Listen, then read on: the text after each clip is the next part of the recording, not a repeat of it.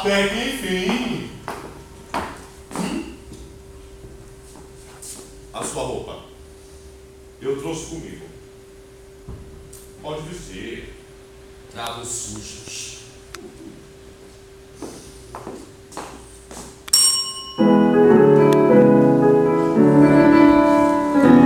Jorge! Ney! Por onde você andou, Jorge? Estavam todos preocupados com você.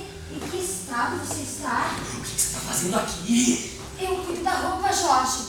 Dá pra gente viver. Por que você tá me olhando assim? Você tá com ar de que não tem andado bem. Eu tô bem aqui. Me disseram que você foi despedida. Ney, pega já suas coisas e vai embora daqui. Eu não sei o que eles querem de mim. Me cravaram um arpão na carne e agora estão me puxando. Parece